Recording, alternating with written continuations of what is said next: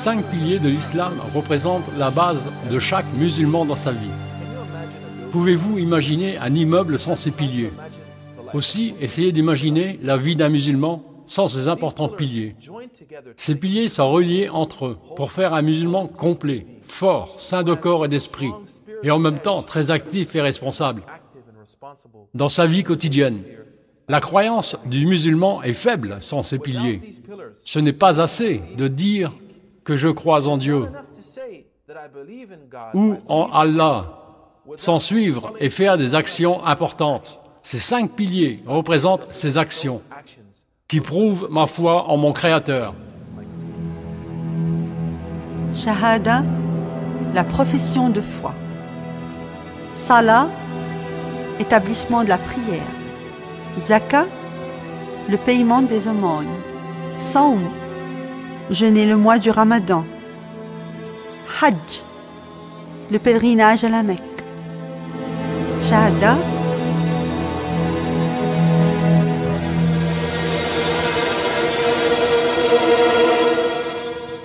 chaque chose dans la vie a une clé. Et la clé qui nous ouvrira la porte de l'islam est la profession de foi. Si vous pensez que pour vous convertir à l'islam, vous devez passer des épreuves difficiles ou commettre des actions stupides ou folles, la seule chose que vous devez faire est de prendre cette clé et d'ouvrir la porte de l'islam et de dire cette simple déclaration. Écoute attentivement ce que je vais dire. Je témoigne qu'il n'y a pas d'autre divinité qu'Allah et que Mohammed est le messager d'Allah. Celui qui dit la shahada avec sincérité devient musulman. Et cette shahada veut dire que je ne vivrai plus à ma guise ou selon mes désirs.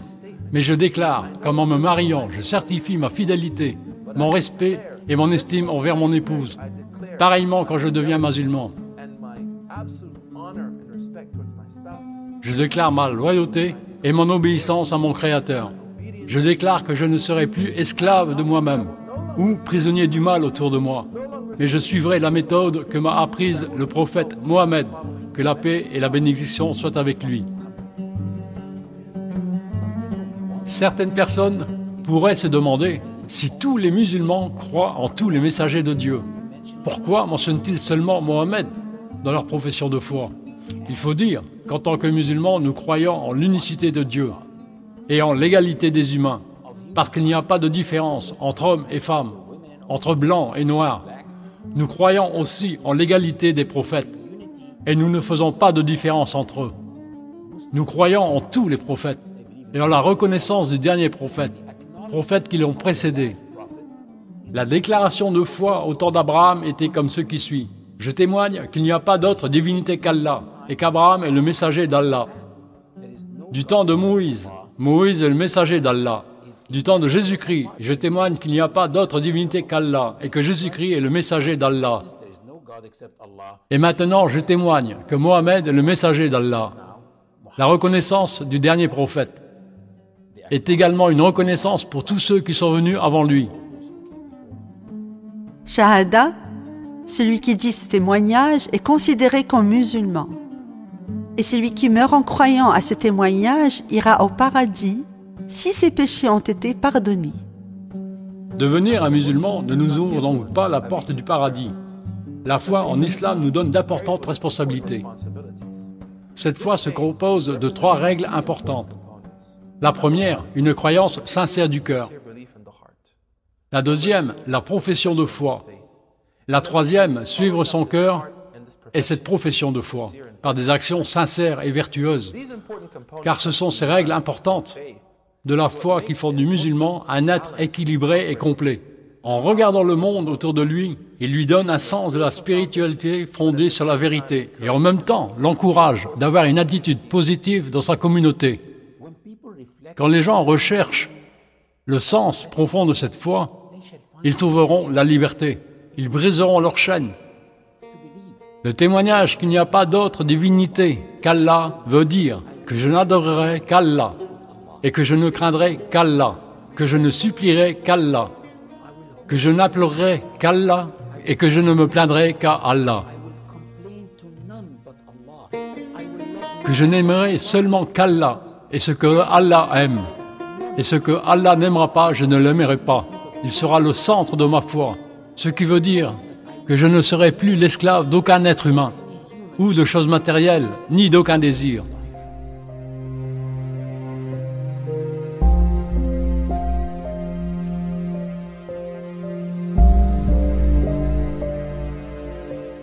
Les gens sont pris dans le courant de la vie quotidienne. Ils tournent leur tête loin des sujets qui auraient normalement dû attirer leur attention. Ils oublient le vrai sens de leur vie.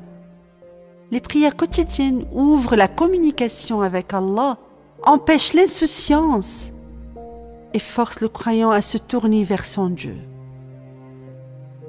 Et établit une force spirituelle entre lui et Dieu. Il a été dit dans le Coran que la prière fait rappeler Dieu aux musulmans et les préserve de toute forme du mal. Récite ce que vous a été révélé dans le livre et continue de prier. La prière empêche le mal et l'indécence. Et de se rappeler d'Allah le Tout-Puissant est une des choses les plus importantes. Allah sait tout ce que vous faites. Quand quelqu'un accepte l'islam, je leur dis souvent, attention, la course n'est pas encore finie, mais elle vient juste de commencer. Quand quelqu'un accepte l'islam, ce n'est pas une partie de plaisir ou des vacances, car il y a des obligations que nous devons accomplir. La prière est parmi ces obligations. Tout le monde sait que les musulmans prient et beaucoup de gens croient que les musulmans se dirigent vers l'Est pour la prière. Mais si vous regardez les musulmans de Chine, ils se tourneront vers l'Ouest. Tous les musulmans se tournent vers la Mecque pour prier, les 5 prières journalières. Le Coran insiste sur l'importance de ces prières, en mentionnant que Dieu Tout-Puissant a donné aux anges 2, 3 et 4 ailes. Et ceux d'entre nous qui veulent s'élever dans l'obéissance de Dieu, comme les anges, Dieu leur a donné 2 genres de prière, 3 genres de prière, 4 genres de prière dans la journée. Donc, comme les anges, nous avons des ailes spirituelles. Cet acte important et mécanique, le salat ou prière. Les musulmans se tournent vers la Mecque en priant, où se trouve une construction cubique noire qui est appelée la Kaaba. La Kaaba est la première bâtisse qui fut construite sur terre pour pratiquer la religion. Il a été construit par Adam et fut reconstruit par Abraham et son fils Ismaïl. La Kaaba n'est pas un lieu d'adoration où les musulmans pratiquent leur religion. Les musulmans croient que la Kaaba ne peut faire ni de bien ni de mal à personne. La Kaaba est le centre, autour duquel les musulmans tournent en cercle pour prier. Et ces cercles continuent à s'agrandir dans le monde entier. Donc, quand je prie tout seul, je dis « Vous seuls, nous vous adorons, et vers vous seuls, nous vous tournons pour vous demander de l'aide. » Je ne dis pas « Je vous adore » ou « Je me tourne vers vous pour demander de l'aide », même en priant seul, car je ne suis pas le seul à prier. Je suis dans un cercle fermé. D'autres frères et sœurs prient avec moi dans ce cercle. Peut-être en Chine ou au Danemark, peut-être sur un bateau, sur une montagne. La Kaaba nous donne le sens de l'universalité de cette religion, en unifiant les musulmans qui prient en cercle autour d'elle.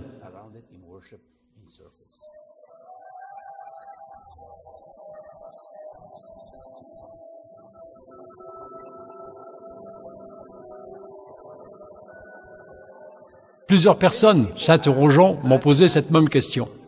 Pourquoi les musulmans se prosternent-ils? Pourquoi est-ce qu'ils font ça? Quel est le sens de la prosternation? Est-ce que vous savez que la prosternation, ou soujoud en arabe, n'est rien de nouveau?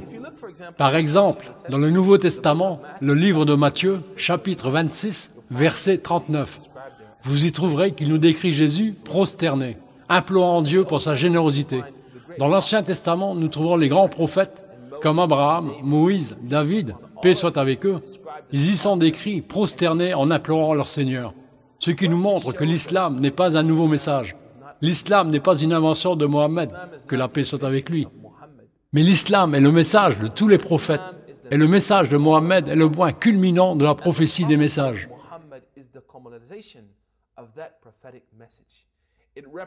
Il représente le zénith du message prophétique à l'humanité. Et maintenant, je voudrais que vous essayiez d'imaginer une manière qui montrerait votre soumission à Dieu.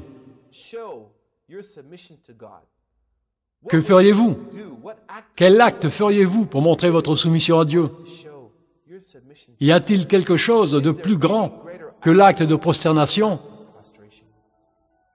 Je vous défie de vous prosterner devant votre Créateur. Malcolm X, un des hommes qui s'est converti à l'islam, a dit que la chose la plus difficile qu'il ait dû faire après s'être converti à l'islam a été de briser l'arrogance de son âme et de se prosterner devant Dieu. Et il a dit que la raison était non pas celle de son arrogance, mais qu'il savait qu'une fois qu'il se serait prosterné devant son Seigneur et qu'il aurait goûté à la douceur de cette prosternation et soumission, il ne se prosternerait jamais plus devant quelqu'un d'autre.